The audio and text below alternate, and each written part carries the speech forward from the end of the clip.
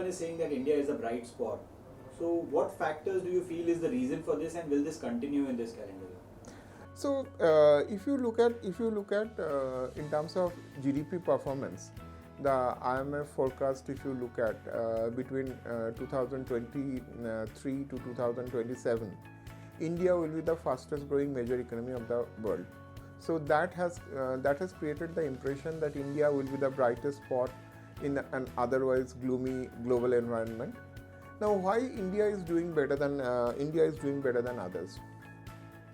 First of all, you have to understand our inflation, though it picked up, it was nothing compared to the kind of pickup which happened in the OECD countries. Say, for example, in some of the OECD countries, the inflation was 4 decade. In some cases, it's 7 decade high. Whereas in India, inflation was never even a decade high.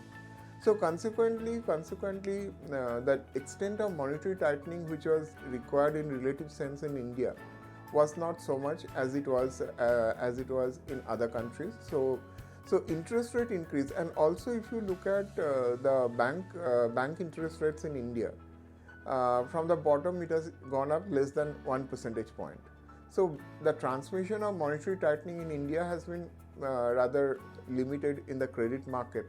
So cost of fund has not gone up significantly. This is one thing. And if you look at the strong domestic demand, both consumer demand as well as fixed investment demand, that's something which is sustaining India's GDP growth. Though the drag is coming marginally from government consumption turning negative, but at any case, government consumption is not a very big component of GDP. But the bigger drag is actually coming. From net exports. Our exports have started contracting, while our imports are still growing. So consequently, our trade deficit is rising.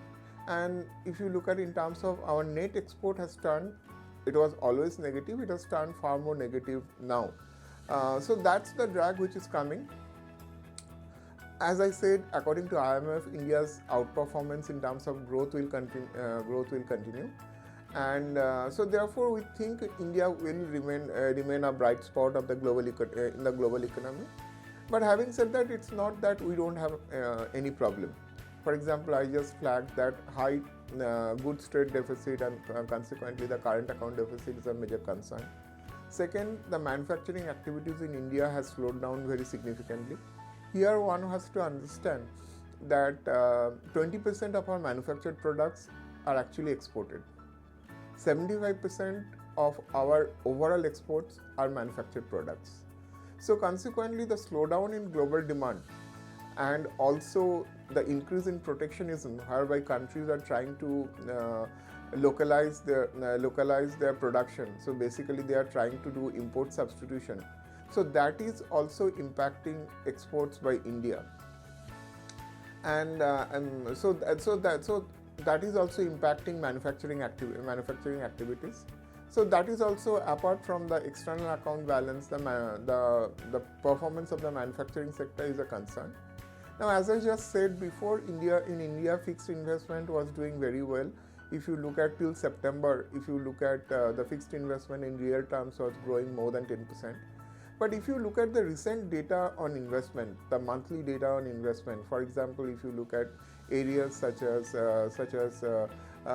proposed investment, if you look at areas such as implemented investment, if you look at fundraised by the corporate sector from the equity market, if you look at fundraised by corporate sector from the debt market, all these indicators are suggesting that there is some kind of slowdown which is happening in India's investment activity. So with the exception of strong growth in bank credit towards corporates, all other investment indicators are suggesting that there is some level of slowdown which is happening. So that's also another area of concern. But as I said, on the balance, India will grow 6%, about 6% during 2023, and that will be the best growth. So in comparative terms, India's position will continue.